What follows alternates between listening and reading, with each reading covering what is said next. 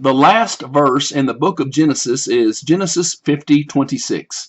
Genesis 50:26 references the death and burial of Joseph, and then Exodus 1:6 redundantly references the death of Joseph. And then Exodus 1:7 vaguely references the passage of some amount of time that had passed since the death of Joseph. But Exodus 1:7 does not specify how much time passed between the death of Joseph and the time frame of Exodus 1:8.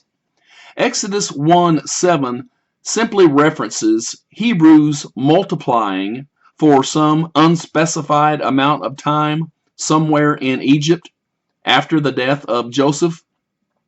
And then Exodus 1:8 references a new Pharaoh of Egypt, Pharaoh Ahmose I, rising to the Egyptian throne after those aforementioned Hebrews had multiplied in Egypt. Do not think that Exodus 1:8 somehow implies that the Pharaoh that Joseph had encountered in Genesis 41:14 through 46 was the immediate predecessor to Ahmose I. Joseph died hundreds of years before Ahmose I rose to the throne of all of Egypt in Exodus 1:8. And always remember that in Genesis 15:13, the Lord God prophesied that Abraham's descendants would be in Egypt for 400 years. Simply put, many decades passed in Exodus 1:7.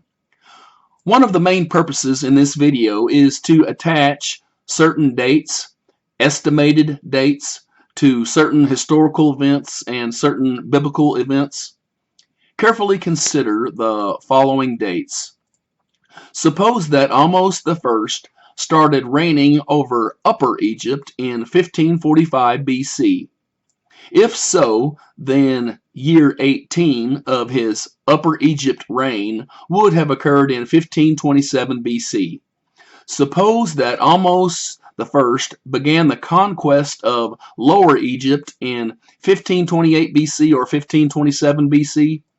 Suppose that the reign of Kumuti over Lower Egypt ended in 1527 BC.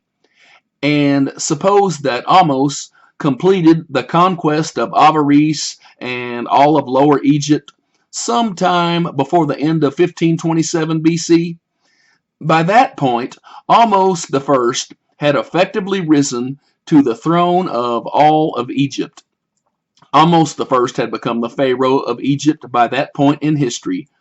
But be cognizant that years before conquering Lower Egypt, and thereby controlling all of Egypt, Ahmose had merely been the ruler of southern Egypt, Upper Egypt.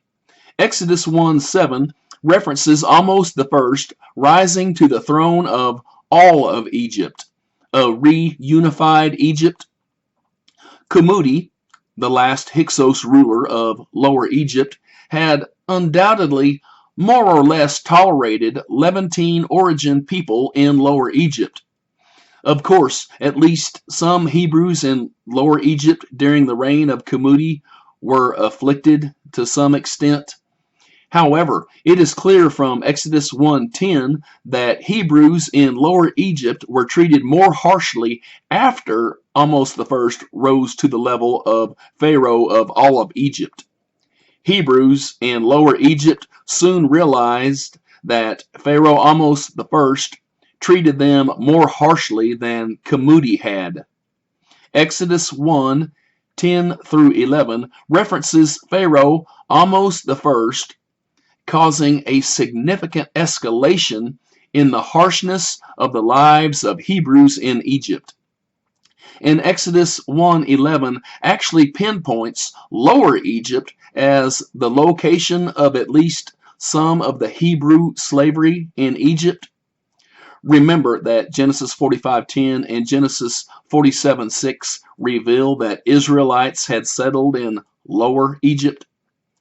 After having expelled the Hyksos from Lower Egypt, it is no surprise that Pharaoh Ahmose I would establish the Lower Egypt construction projects that are referenced in Exodus 1:11. Ahmose had taken back Lower Egypt, and modern historians testify that Ahmose I established many construction projects. The Lower Egypt construction projects that are referenced in Exodus 1:11 may have started by the end of 1527 BC. Suppose that by the end of 1527 BC and into 1526 BC, Pharaoh Ahmose I had certain people like spies closely monitoring the situation in Avaris and Pithom and certain other places in Lower Egypt. And suppose that Ahmose received reports in 1526 BC that the Hebrew women in Lower Egypt were still giving birth to many children. From his perspective, Ahmose had learned a lesson from the Hyksos invasion, which had started over 100 years earlier. Some Canaanites had migrated to Egypt before the start of the Hyksos invasion. Obviously, after ending the pathetic reign of the Hyksos, Pharaoh Ahmose I was very sensitive to Levantine origin people greatly multiplying in Egypt and presenting a problem for his control over Egypt. See Exodus 1:9-10. Consequently, Ahmose ordered the 2 Hebrew midwives to murder all newborn baby boys who were Hebrews. However, those 2 Hebrew midwives did not kill those babies. Consequently, Hebrew baby boys continued to multiply in Egypt. So, in Exodus 1:22, Ahmose ordered countless Egyptians to take all newborn baby boys and drown them in the Nile River. Ahmose may have given that order in late 1526 BC or early 1525 BC. That order may have been nationwide, and Hebrew slaves were in Lower Egypt and Upper Egypt. Consider all of the hypothetical dates that I have mentioned and be cognizant that Moses may have been born in 1525 BC.